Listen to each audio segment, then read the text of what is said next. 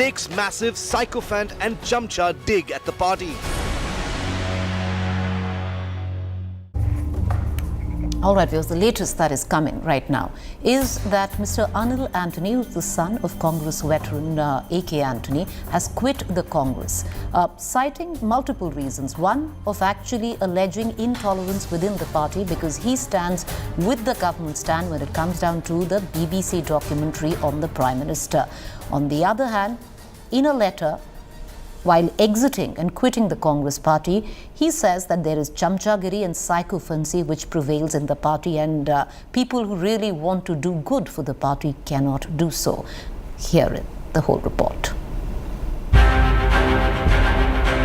The BBC Modi film Rao hitting the Congress hard in Kerala. Congress veteran and prominent Gandhi family aide A.K. Antony's son Anil resigned from the party on Wednesday. A day after slamming the BBC documentary on Modi, calling it divisive and a ploy by a biased UK organisation out to undermine India's sovereignty. The resignation was triggered by a hail of abuses unleashed against Antony Jr. by purported Congress workers upset with him for opposing the BBC film. I had a lot of calls from many places, a lot of text messages saying that I should retract my tweet, I should, let's say, and you are standing for free speech, you say that you are against hatred. But then from 8 p.m. onwards, like all through the night, like I'm getting threat calls, I'm getting hate messages. Aghast by the abuse fest and threats to delete his tweet, Anil Anthony quit his post in Congress and sent a hard-hitting letter, questioning the hate attacks on him by Congress during Rahul Gandhi's Bharat Jodo Yatra, mocking it as a trek of love, alleging that sycophancy and chamchagiri are the only criteria to stay in Congress. I think at this particular point of time, I think it is the right course of action. Because a lot of things that has happened in the last 24 hours, I do think it has been very hurtful to me as a person and as somebody who has been deeply involved with the Congress party all through my life. Antony said while his sympathies lie with Rahul Gandhi, who he said is surrounded by a coterie of chamchas. I have the highest of regards for Sri Rahul Gandhi. I personally feel he is doing one of the most commendable things by walking from Kanyakumari to Kashmir and trying to unite this country and give a message of love. But at the same time, I feel so sad for him because of the people he has surrounded himself with. Because sadly, the people who are with him, the people who are around him, the people who claim to be his supporters are people who are filled with vicious hatred, who stands for nothing which he is standing for. A furious Congress hit by a series of resignations amid Rahul's Bharat Jodo Yatra called it good riddance. Instead of giving peons of gyan on the country and things, he should in fact have been doing his work. Who is he? He's a non-entity. Why are you making him into an entity? That's the first question that I would want to ask. I would not agree that our sovereignty is so easily affected. But as far as his resignation is concerned, he has not discussed it with me, so I don't think it's right for me to comment. I think that he's perfectly capable of speaking for himself. BJP, in a scathing response, said that the Congress has no place for those backing India's integrity. Once again proves that no self-respecting individual who thinks for the nation, speaks for nation's integrity and sovereignty can remain in the Congress party. It is unfortunate that a party which claims to have been part of the freedom struggle, they don't understand the sovereignty and security of the country. Antony Jr.'s resignation after slamming BBC's Modi film came a day after Rahul Gandhi had targeted the government over the controversial documentary. Bureau Report, India Today. All right, viewers, I'm going to cut across to Mr. Anil Anthony, A.K. Antony's son and former Congress leader, because he just quit the Congress on Twitter. So just give us a minute. I want to also quickly bring in my colleague Moshmi, who's going to quickly take us through. She's been speaking to certain Congress leaders on how they've perceived your resignation. What do they make of it? Because it is deeply embarrassing for the Congress, Moshmi, that A.K. Antony's son, one of the stalwarts of the Congress, has actually, to say that the party is deeply intolerant, something that they've been accusing the BJP of. And then, of course, talking about sycophants, chamchas, which is not the first off to do so.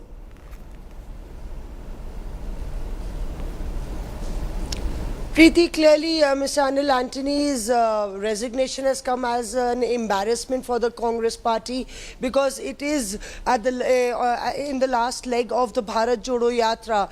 Today, earlier in the day, we did try and get a reaction seek a reaction from Jairam Ramesh, and he just slammed the door of the car without even reacting. So clearly Congress doesn't want to give more weightage to the entire resignation row. But clearly what Mr. Anil Anthony did voice was diametrically opposite to what Rahul Gandhi said minutes after he put out that tweet in a presser. So Rahul Gandhi in fact said that the BBC documentary was in the same light as putting truth to power, and truth could not be hidden from anybody. So that was the Congress's stand, and then the Congress perhaps did not want to be put in a spot as far as this entire row was concerned. More so because the last leg of the Bharat Jodo Yatra is on, and it talks about tolerance, it talks about love, and Rahul Gandhi pitched for internal democracy in the backdrop of Digvijay Singh's statement. This resignation in fact actually hits hard at the core values that the Congress is trying to pitch as far as image makeover is concerned. Well, you're right there, Moshmi. I'm going to let it go at that. I know you're in Kashmir. It's terribly cold and you're tracking the yatra. Thank you for joining us and giving us the Congress perspective. I want to cut across right now to Mr. Anil Anthony. Thank you for the patience, Mr. Antony. What is the reason? I'd like to begin with the question. Is it that you accuse the Congress of intolerance because you stood with what the government stand has been on the BBC documentary? Or is it that you're quite sick of the psychophancies or the chamchas that you talk about? Because they're two very, very diametrically different reasons. See, a lot of reasons are, end of the day, nothing is just because of one particular reason. It's a combination of many. In the morning, I did resign from all my formal roles in the party, in the state and in the ACC. And I written a letter that in a redacted form that I had put in my Twitter feed also, where it very clearly says, it is what I had done very clearly says like why I had done it, and things are very self-explanatory. But end of the day, like when you look at it, like it is very wrong to say that it is because I stood with the government on any view, because that is not what happened. Like end of the day, yesterday all this started from a particular tweet I made in the morning where I said it was just 4 lines. The 4 lines are very self-explanatory. Even a 15-year-old child can actually understand what I said. The first statement itself, I make it very clear that end of the day, like me and the BJP has a lot of very different political differences. That is all true. But yet I said 2 things, and both the things, I don't think I have said anything that is contrary to any of my party's core beliefs. I haven't said anything which is against the party's core values. I haven't said anything which is against anything any top leader has said. Things are very simple, and whatever I said in that particular tweet, I can guarantee you that you do a survey among 100 of this 100 people, like 95% of the people will actually agree to that. And those 2 things are very simple. Like one of them is, you say that the documentary, if you look at this particular documentary, like I'm somebody who is very proud and happy of the fact that India is actually the world's largest, oldest democracy, and I'm very happy, like, and in a democracy, I am somebody who completely believe that freedom of speech and freedom of expression and etc. should be paramount, and that to ensure that the democracy keeps going. So I was never for any ban of any documentary, including this one. And I was, even when my colleagues, my youth Congress friends, and when many other people were screening it, I was never against any of those things. However, I said in that tweet, in certain manner, I said something which is, I believe, something which is a concern of, which will be a concern of any responsible Indian citizen. So let me just, and all I said is, like, end of the day, this is a documentary where some of the brains behind it are also the same brains behind the Iraq war, which is actually something which ended up with almost lakhs of people being killed and millions who are displaced. And when people like that come with a project into this country, obviously I would, any irresponsible citizen should be concerned, and I just raised that point. And the second thing I raised is, end of the day, let's say me and you and everybody could have many different kind of politics, but end of the day, like, partisan politics shouldn't come about core interest of the state, core interest of the country, especially things like sovereignty. That is what I said, and I don't think anybody in this country will disagree with that. And I don't know why some people were very riled after I tweeted that.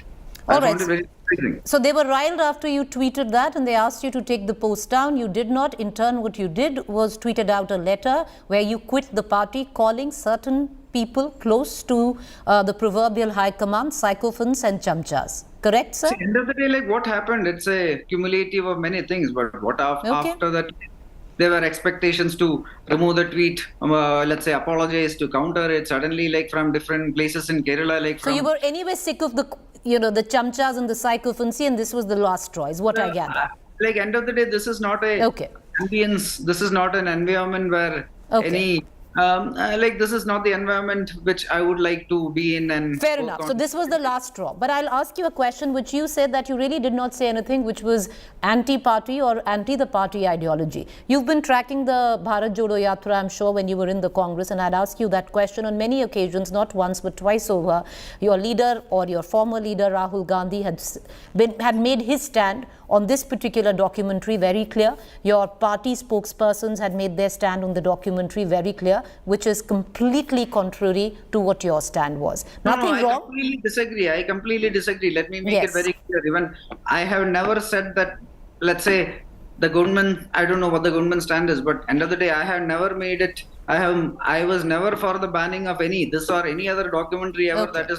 That is not what I stand for. Like, I'm not for any kind of ban. The only thing I said is, end of the day, I have concerns. And that is like, these are the same kind of people who did something else. So and I believe that is a very... Mr. Antony, there is a charge which is being leveled at you, which is that you have used this as an opportunity to embarrass the Congress, to embarrass Rahul Gandhi, and also to deeply embarrass your own father, who's a veteran where the Congress comes into question.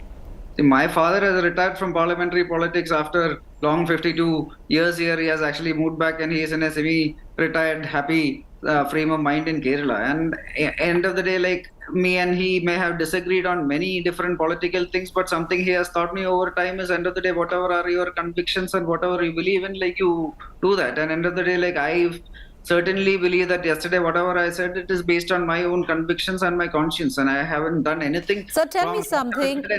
Nor I haven't said anything wrong. And the only thing I said, I can guarantee you that 95% of this country will actually agree with. So end of the day. So the fact that you were going to quit and you were going to tweet out that letter, did you run it through your father? Understandably, he's a Congress veteran himself. With anybody. So he had no clue. I'm sure he does now. I'm sure you've spoken. What does he have to say? I have no idea. I haven't spoken to him. He's not spoken with you? It's such a huge step. No, I haven't, because actually he is in a village in Kerala attending one of our close family members' private function. So at this moment, I still haven't had a chance to speak to him. Well, he's in for quite a shock, I'm sure, when he does figure that's what has gone down. At one point of time, at 75, when the emergency was declared, he had resigned as the chief minister and had left also. He has done far more shocking things in his life. So end of the day, life has to go on. Well, all right, okay. Well, you can prepare him, or that could be your rebuttal to whatever he has to say, because ultimately it's a father-son relationship. But having said that, Mr. Antony, do you also realize and understand that the reason that you're here on primetime television, that the reason that you made so much news purely comes from the fact that you are Mr. A.K. Antony's son? Because when I look at your career trajectory, it's not that you really worked for the Congress for so long. You only entered the party in 2017. So it's been a short stint professionally per se, but association through your father, yes.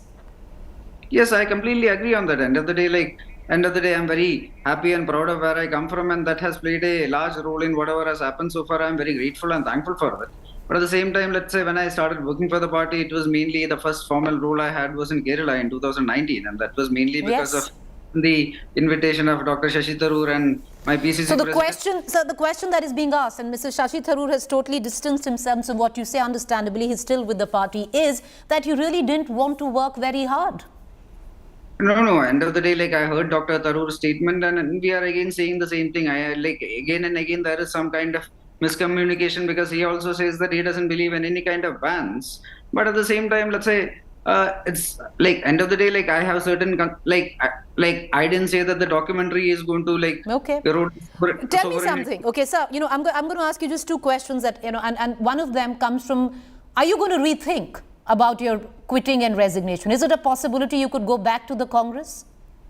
See, I am not. See, at this moment, politics is not something which I am even, let's say, interested in at this moment. I am Okay. more interested in my technical work and So my you're not going to the BJP either then? No, I'm not going anywhere. At this moment, I don't have any plans to pursue any other political career. I am more interested to pursue my professional career and I would be moving on with that. Final question, sir. Do you realize you've embarrassed the Congress and the High Command? And once your father comes, boy, I dread your conversation with him. No, I don't think I have embarrassed anybody in any manner. It was certain scenarios that has happened in the last 2-3 years, which finally led to what Okay. happened. And end of the day, like, yeah, things are what it is. All right, things are what it is. You're saying you don't want to get into politics anymore. We'll take your word for that. Appreciate you joining us, Mr. Antony. Thank you so much with that. Well, interesting. Mr. A.K. Antony, the father of Anil Anthony, has absolutely no clue. It'd been interesting. You'd like to be a fly on the wall when he actually figures out, or if one is to believe with what Mr. Anil Anthony is saying, that his father has no clue. With that, I want to quickly shift focus to the other big developing news. We are going to come down to that on the other side of a quick break. Which is also that Pathan has opened to a stunning box office opening, but we don't quite have the time for that, so I'm going to end the show. Thank you all for joining us. Up next is Gaurav Sawant.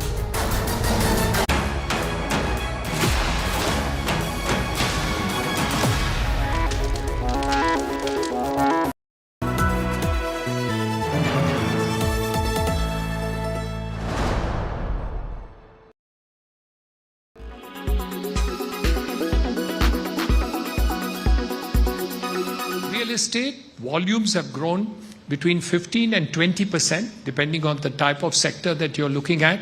So all in all, we have seen a growth path which has been unprecedented. So in spite of that. And this is in spite of the fact that interest rates have gone up. Home loans have gone up from 6.5% to 8.2% on an average. So obviously those are the headwinds that you talked about. But in spite of that, home finance has gone up 20% across the board. So that's a win that you see blowing in the thing. Second, we thought that COVID would be a negative to home buying.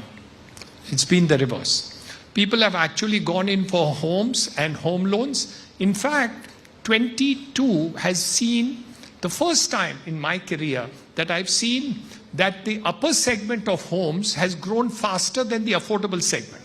Though, of course, the affordable segment is a much larger segment as the total.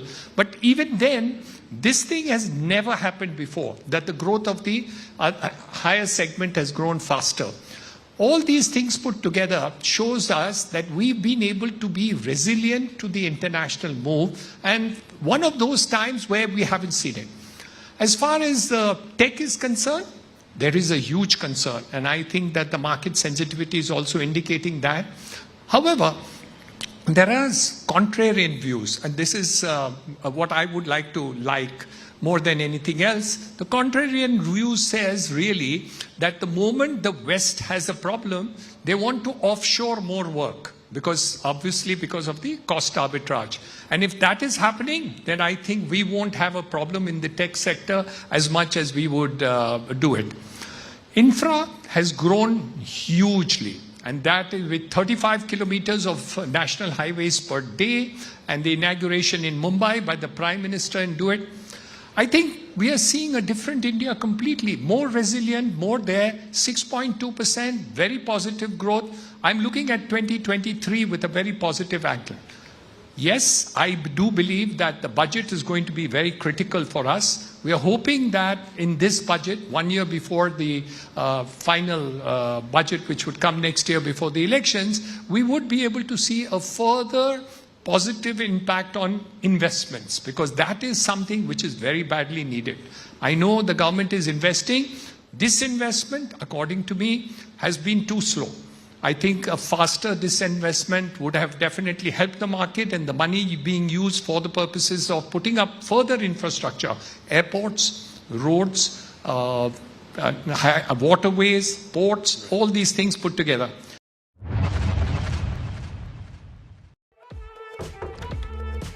Hi. Hi. ये तो full line मार रही है मुझ पे। क्या बोल रही? Hi. From wacky one-liners to some light-hearted cheesy dialogues. Hi वाला hi था।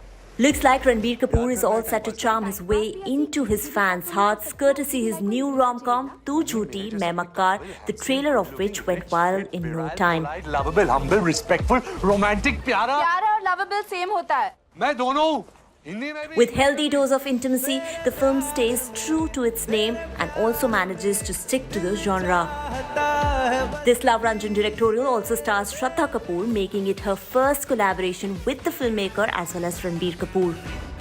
एकदम अच्छी ड्राइव है, मजे करेंगे. गाड़ी खराब हो गई और होटल में सिर्फ एक कमरा हो तो मैं जमीन पे नहीं सोऊंगा. तू बिस्तर पे सो जाना, मैं जमीन पे सो जाऊंगा. Ahead of the trailer launch, the star cast including Ranbir Kapoor, Shraddha Kapoor and filmmaker Love Ranjan was seen posing for the cameras. During the same, Ranbir was also seen adding a piece of heart to the puzzle. किसी मासूम के दिल से खेलने का नतीजा क्या होता है? Tu Jhooti Main Makkar is all set to roll out in cinemas on March 8th. Entertainment Bureau, India Today. कदर ही नहीं रह गई दुनिया में प्यार की. मेरा तो दिल कर रहा है कूद के मर जाऊं. इतने फ्रिवलेस हो चुके लोग. छी.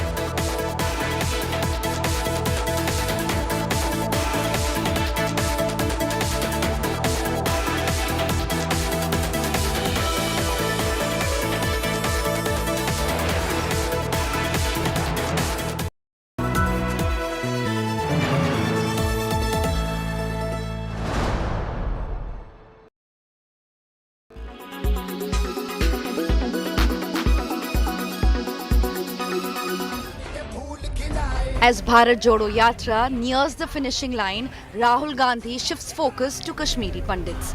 The Congress MP met a delegation of Kashmiri Pandits just days after the twin terror blasts rocked Narwal and Rajouri.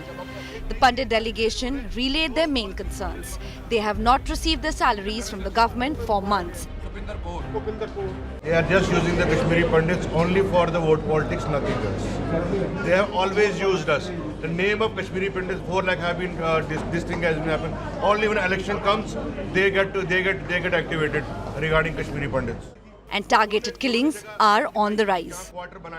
एक एम्प्लॉयज का इशू है जो पिछले 6 महीने से धरना पे बैठे हैं, जिसकी सैलरीज बंद है और government is very adamant that पहले आप ज्वाइन कीजिए वहाँ पे, आप वहाँ पे मिलिटेंट्स के टारगेट बन जाइए. In his response, Rahul Gandhi minced no words. The Congress MP trained guns at the BJP at separate public meetings, claiming the ruling party only used the Kashmiri Pandits for vote bank politics. वो मेरे पास आए और अब मैं उनकी बात ना उठाऊं तो फिर वो प्रॉब्लम हो जाएगी. तो अगर हम यात्रा कर रहे हैं और लोग हमें बातें बता रहे हैं, हमें वो बातें तो उठानी पड़ेंगी. The Congress has now asked the Kashmiri Pandit community for a 3-point memorandum that will be handed over to the Prime Minister. Meanwhile, BJP on Tuesday targeted the Congress, demanding the Grand Old Party to make its stand clear on Article 370.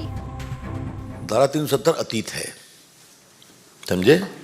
वो संविधान के द्वारा हो गया और हम बहुत विनम्रता से राहुल गांधी आपको चुनौती देते हैं. 370 एक संवैधानिक प्रक्रिया के तहत निरस्त हुआ है, उसके लिए 2/3 बहुमत चाहिए. तो राहुल गांधी जी, क्या आपको लगता है कि कभी 2/3 बहुमत आपको मिलेगा? एक बार खुलकर तो बात करिए. ये एडहॉक कमेंट क्या करते हैं? While Rahul Gandhi raised the emotional issue of rehabilitation of Kashmiri Pandits, his message got lost in the din over the remarks of the party leader Digvijay Singh doubting 2016 surgical strike. Bureau Report, India Today. How does a retail investor in the Indian markets protect the downside that is likely? So the only way to protect downside is through asset allocation. You follow your asset allocation strategy, take risk what you can manage, buy when things are cheaper and sell when things are expensive. Siddharth भाई ये सब बोलने में बहुत easy है, करने में जान निकल जाता है. And maybe I'll take a minute to put the lighter side and then leave it to others for serious side. There is this couplet in Mahabharata where Krishna Bhagavan goes to Duryodhan before the beginning of the epic battle and says that why are you fighting? They are your brothers, give 5 villages. And Duryodhan doesn't agree. Krishna is Bhagavan and yet he can't convince Duryodhan. Duryodhan replies to Krishna after a lot of persuasion, Janami dharmam nachme pravrutti, Janami adharmam nachme nivrutti. Oh Lord Krishna, please don't tell me what is dharma, what is right. I know everything, but I can't follow it. And don't teach me what is wrong, what is adharma. I know it fully well, but I can't desist from it. So हम सब में एक दुर्योधन आज भी छिपा है. वो कहता है कोला मत पियो, जंक फूड मत खाओ, बट हम लोग उसको फॉलो नहीं करते. Same thing is in finance. Everyone knows the 3 mantra of regular investment, long-term investment, discipline, asset allocation. But वो दुर्योधन पे काबू कैसे लाए? So जब तक दुर्योधन पे काबू नहीं आएगा, तब तक आपकी वेल्थ जर्नी ऐसे ही रहेगी.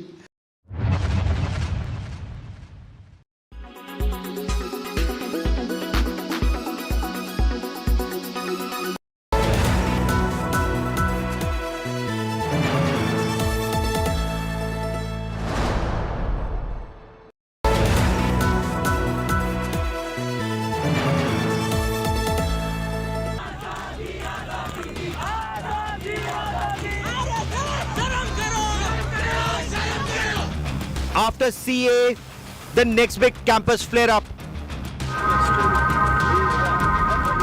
प्रोजेक्टर के साथ इस कैंपस में ये डॉक्यूमेंट्री चलेगी. Campuses erupt over BBC documentary.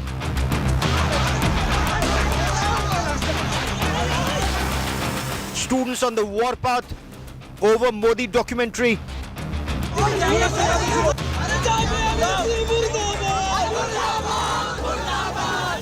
Documentary banned